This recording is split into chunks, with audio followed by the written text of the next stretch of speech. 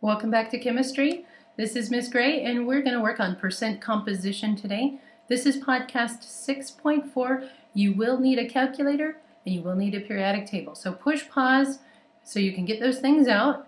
Do it now. Don't just let me solve these. You solve them too. Get your calculator and your periodic table. Done? Got it?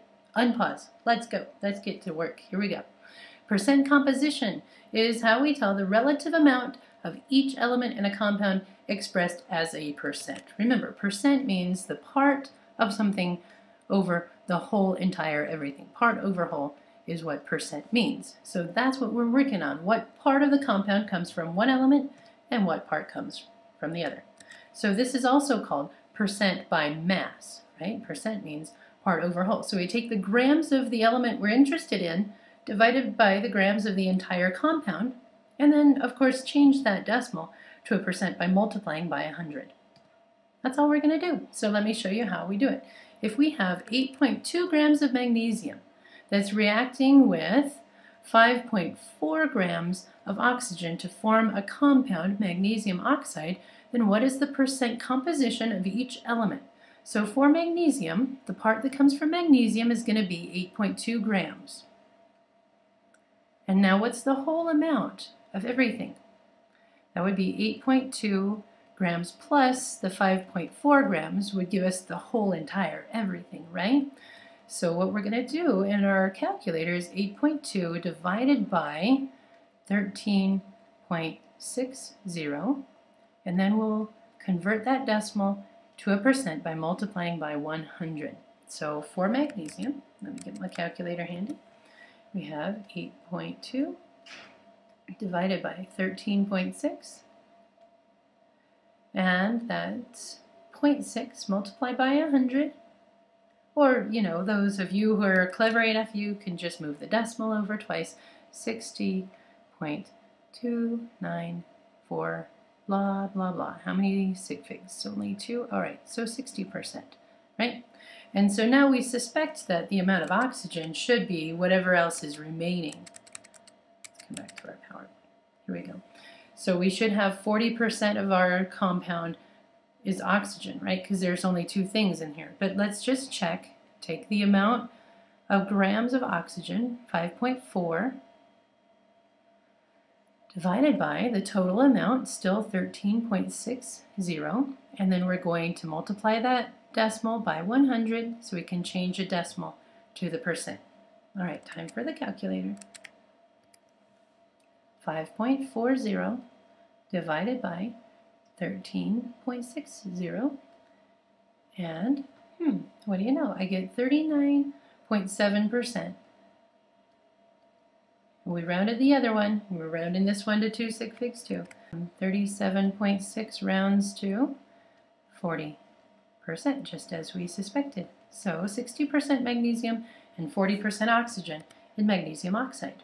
That's all we're going to do. Take the part of the thing you're interested in, divide it by the entire amount, and divide the two, and you got it. So if all you're given, though, is the formula or the name, then our masses don't come from the problem, they just come from the periodic table. So let me show you how we would work with this one. In this example, it wants the percent composition of propane, and all we know is that propane has the formula C3H8. So here's what we do. We look on the periodic table for the molar mass of carbon, which is 12.01 grams per mole. And then in propane, we have 3 carbons. So I have to multiply that by 3. So I get 36.03 grams is from just the carbon. Now what's the whole entire everything? Remember, there's these hydrogens there too, and there's 8 of them. So the whole entire molar mass of propane is 8 plus 36, I'm drawing a blank, 44.11 grams. So we take the part that's carbon divided by the whole molar mass of propane.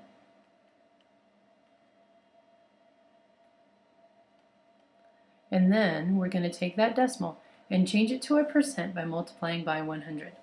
So I'm looking at something in the range of 3/4, right? Because 36 over 44 is about 3/4. So estimate that percent in your head while we get our calculator out.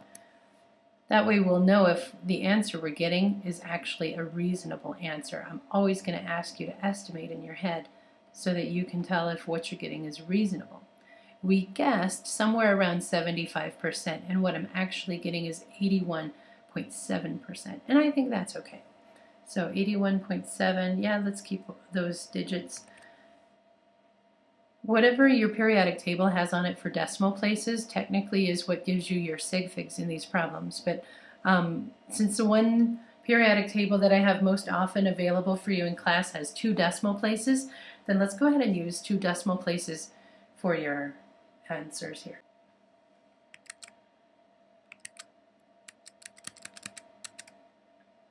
All right, now we're not done yet. We've only done the percent of carbon. Next is to find the percent that is from the hydrogen. So we have hydrogen's molar mass is 1.01. There are 8 of them in propane. So that gives us 8.08 grams from the hydrogen. Now what's the whole mass of the entire molecule of propane? We calculated that earlier. 44.11 grams comes from the propane. Oh yeah, and then multiply by 100 so that we can turn that decimal into a percent. Ready? Get your calculator.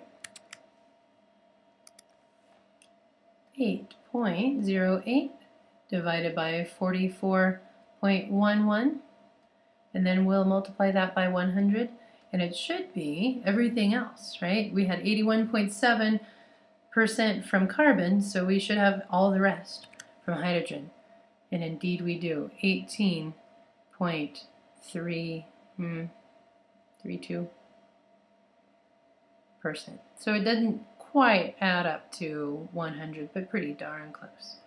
All right, 18.32%, that works for me. Now what else do we do with this? Come back to our podcast.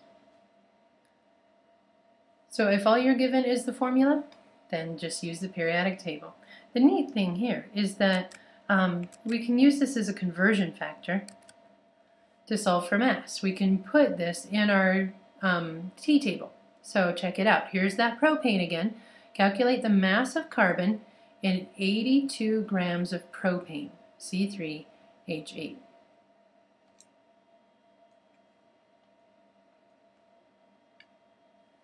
All right, so our first step is to start with what we're given. We are given 82.0 grams of propane, C3H8. And what I know is that for every 100 grams of propane, percent means per 100, right? Then there will be 82.7 of those grams are grams of carbon. That's from our percent calculation before. No, it was 81.7. Oh gosh, now I don't remember.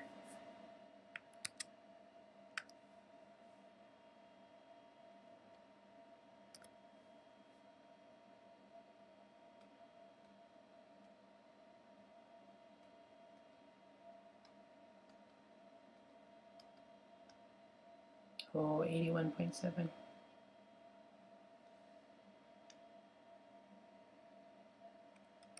My mistake. It was, in fact, 81.7 grams of carbon for every 100 grams. Because percent, right, means,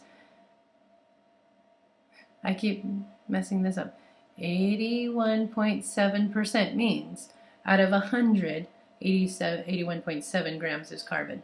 So now I've changed grams of propane to now grams of carbon. So in 82 grams of propane, what do we get? Calculator. That's what I need.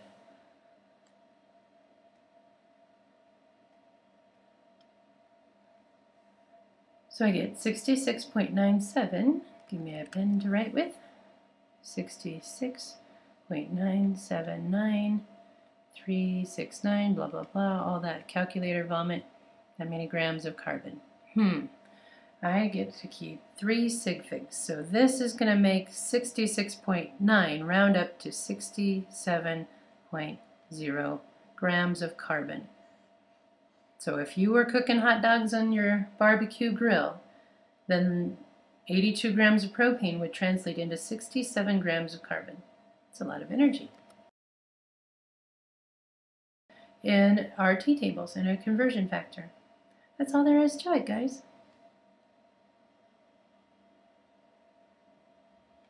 So, with percent composition. Have a good day.